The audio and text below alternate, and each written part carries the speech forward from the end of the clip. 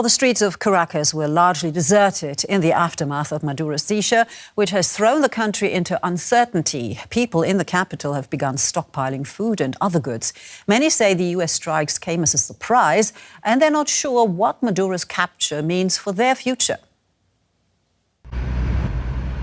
On Saturday morning, Caracas appeared almost deserted.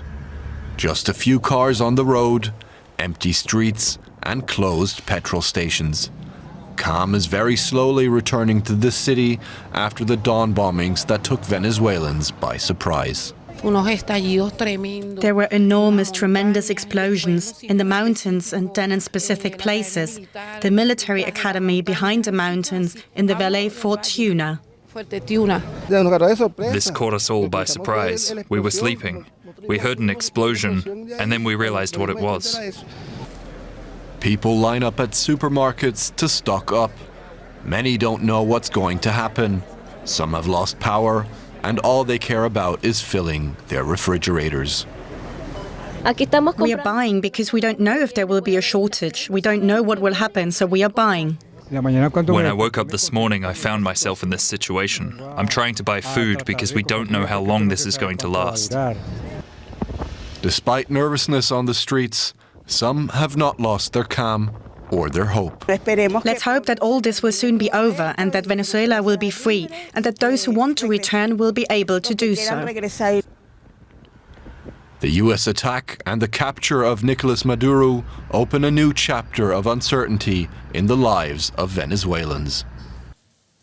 And I'm joined now by DW reporter Oscare Schlenker, who is from Venezuela, reported very, very often and for a long time from Venezuela. He's here in the studio now in Berlin. Oscar, obviously, you're also in very close contact with your friends' family in Venezuela. We just heard some people saying basically now they concentrate on stockpiling food because the essentials. Is that what drives Venezuelans now, less than a day after what happened?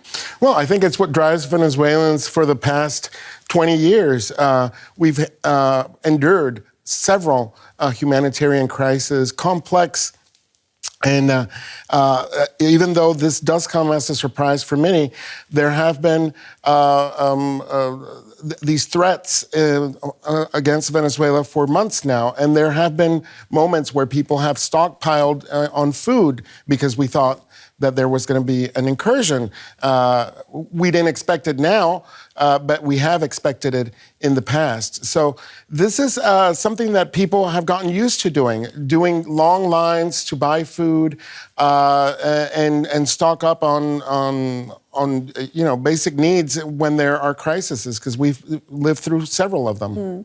Now, we also know, of course, that Venezuela is a divided country. There are supporters of Nicolas Maduro. So far, we've seen very little protests, if any.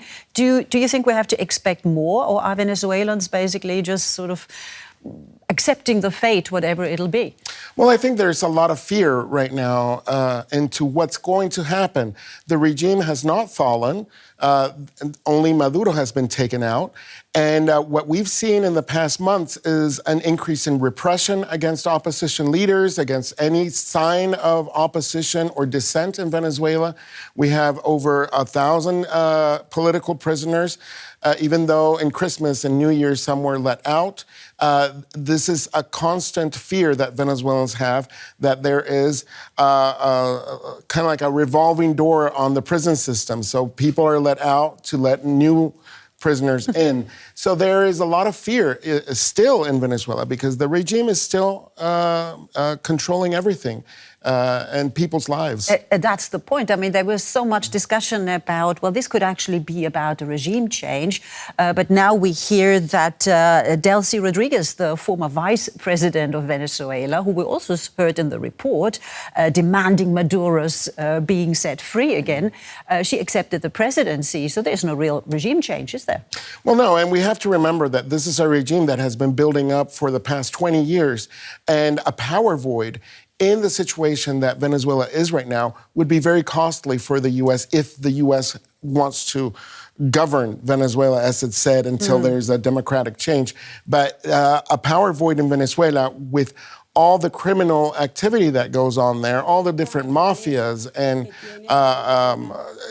the crisis that still are going on in Venezuela, it would be catastrophic and very costly for the U.S. to try and manage a power void in the situation we are right now. So what do you read into Trump saying that the U.S. will, at least for the time, run the country in order to ensure a transition? A transition to what, given that he seems to feel okay with the vice president taking over the presidency? Well, that's what many Venezuelans fear. We have a president like Donald Trump that has deported Venezuelans in a very inhumanely manner from the U.S., now calling the shots on what's going to happen in Venezuela. So it's very worrisome for a lot of Venezuelans, but at the same time, there's a lot of hope because now the ball starts rolling without Nicolás Maduro, which was an authoritarian dictator that was calling the shots in Venezuela and that had many Venezuelans so worried that we have the largest migration of people in the hemisphere in history with more than 8 million people that have left Venezuela, and that has affected the whole hemisphere.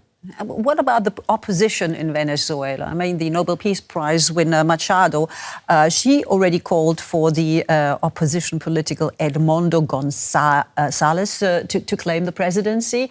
Yesterday in the press conference, Donald Trump didn't seem to be very much impressed by that.